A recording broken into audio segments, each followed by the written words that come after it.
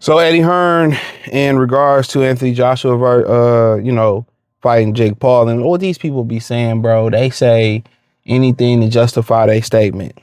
Okay, that's what they do. They say anything to justify their fuckery. See, he said you can't eat legacy. You know what I'm saying? And that's his way of justifying Anthony Joshua fighting fake Paul, right? But you can't eat legacy. That's how Michael Jordan too, but Mike Tyson was able to fall off and come back and always come back and do commercials and do dispensary because his legacy made his name a brand name. See, y'all be letting these people throw out blanket statements to justify the hypocrisy of, when somebody fight Jake Paul, oh, this is a clown show, but when they got fight him, it's justified. Muhammad Ali, most people don't know why Muhammad Ali died with money or didn't die broke. He sold the naming rights to his name. He sold the rights to his name. That's why you had him on Platinum Fubu and you see him at Macy's on these shirts and stuff. He sold his naming rights so he can die with money. You know what I'm saying? A lot of people don't know that. So without a legacy, what was there to sell? He was going to die broke. Come on now. Evander Holyfield made almost $1 billion even back then. Today, that would be the equivalent. I think he was 400 or 500 million in his career. He lost it all, I believe. Why isn't Evander Holyfield able to still, do things today and still have money and still don't have to he don't sign autographs, so he don't need the money that bad. Why is he still able to be comfortable? Because he had a legacy. You know what I'm saying? Why was, and rest in peace to Arturo Gotti's son and stuff. But, he was going to get a push because his dad created a legacy. He created some of the greatest wars with, Mickey Ward. What are we talking about? Mickey Ward and Arturo Gatti would always have a long lasting legacy in the sport of boxing based off what they did in their fights. Stop it. The country of Mexico will never let Chavez be on his knuckles or be dead broke. Why? Because of his legacy. His son was able to eat off his legacy. He was able to pave a way for him based off his legacy. Pacquiao, why was he able to come back and still his tickets be higher than giraffe pussy? His legacy. Let's stop it. Well, why is Roy Jones and Mike Tyson able to come back and fight? It's because of a legacy. And they have one of the highest grossing pay-per-views of all time. It's a legacy. Your legacy is why you can't eat your legacy. It's like a pension to music entertainers and athletes. Come on. Samuel L. Jackson said he didn't have to audition for a movie in years. Why? Because of his reputation and his legacy. Michael Jordan made more money outside of the NBA. Why? Because of his legacy. It wasn't the shoes. If it was just for the shoes and he didn't have the game, the shoes wouldn't have been able to sell out. So it was what he done on the court. Come on now. That's why when you get with a woman and y'all practice marriage or y'all want to go through marriage, it's not about love. It's about building together and creating a legacy and building two families and making the legacy greater. That's what marriage is about. You teach your son your daughter how to take the legacy to the next level. That's why you had arranged marriages. Oh, they in the mining game. We in the bullet train game. Let's create a fucking mega legacy. You come on now. We taught our daughter to do this. We taught our son to do this. Get together. Legacy. Legacy is everything. When you start talking about marriages, when you start talking about, it's no more valuable heirloom or to pass down to your son or daughter than a legacy. No more powerful. Jeff Bezos hand that shit down to his sons and they take Amazon to the next level. Legacy. Legacy. Legacy. Talking about you can't eat legacy. Mike Tyson fell off, went dead broke, came back based off legacy. Floyd can still, nickel and dime with these exhibitions. Why? Because of legacy. Come on now.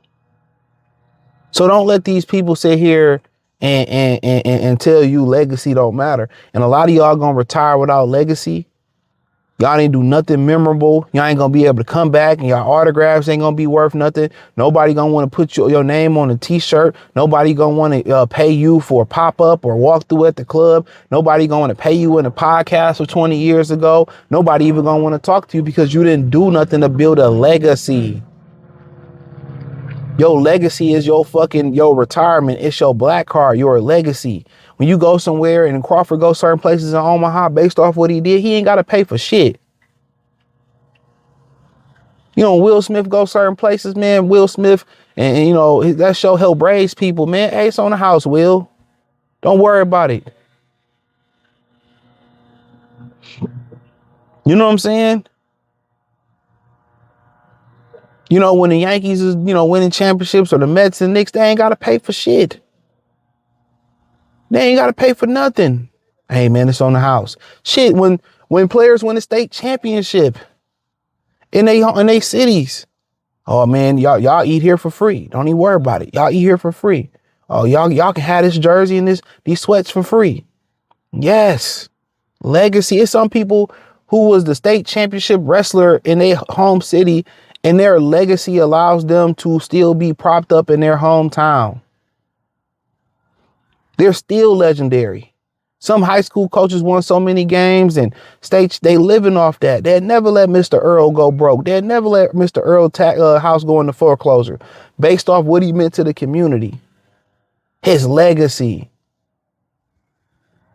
You can't tell me you pass your legacy to your son and he do something greater and he gonna make sure you good. That's an investment. Y'all be listening to these dudes, man.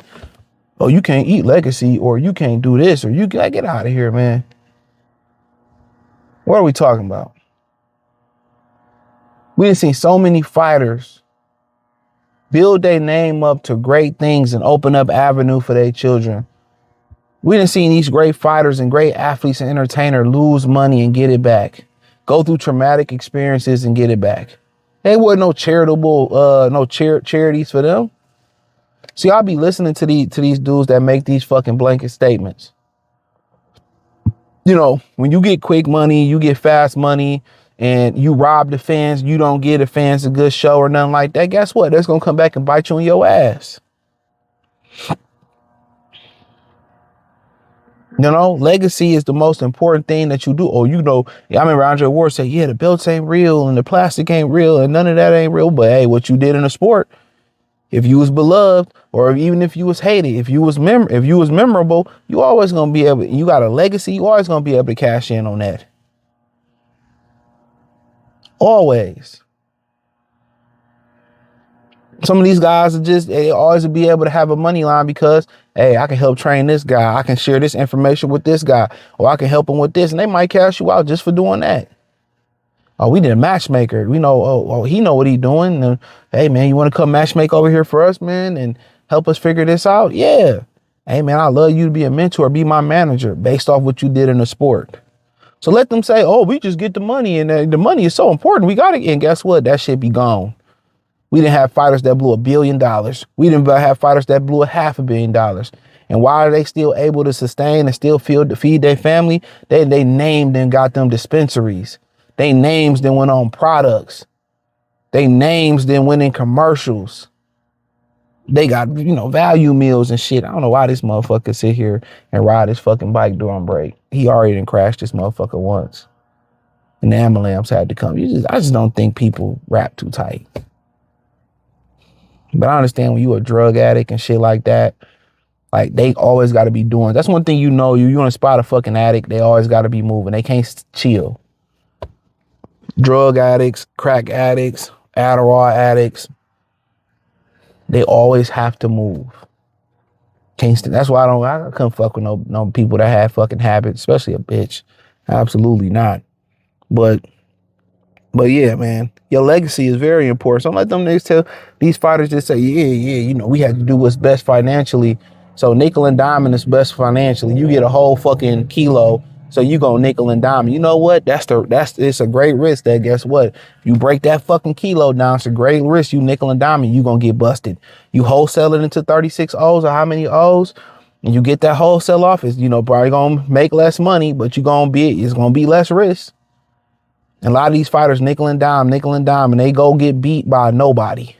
Or they get their dream fight and they damn near 40 and it's over with. And they don't get to enjoy another dream fight, another dream fight. Think about Floyd. He got Oscar, got Ricky, got Marquez, got Canelo, got Pacquiao. You know, he had a couple of them fights after that.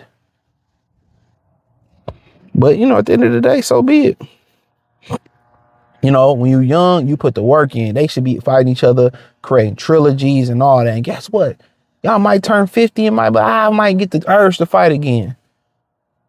I wouldn't mind seeing a Norman and Haney 5, even if they 55. Like, you know what I'm saying? You know, Sugar Ray and Tommy that did, you know, joint ventures together, commercials and shit together based off their rivalry. None of these niggas got classics. None of these dudes got commercial classics. And a lot of that got to do with they hid boxing behind a paywall. No, none of these dudes got any class. When the last classic major fight you done seen? And the only thing I really can think of was in the UFC is when Khabib, you know, made Conor McGregor his bitch. And he hopped out the ring. That was the last, like, significant thing that happened in combat sports that I can remember. Like, that's the last memorable thing that I could really point to in a huge fight. You know, Evander had the parachute, man. You had Mike Tyson biting Evander ear. Yeah, you had a few of those things. No, but hey, it is what it is, or it is what it ain't. Let me know what you girls and guys think. Appreciate the love, support. Hit the link tree. You can find me on X, Facebook, Kick, Twitch, the whole nine. Peace.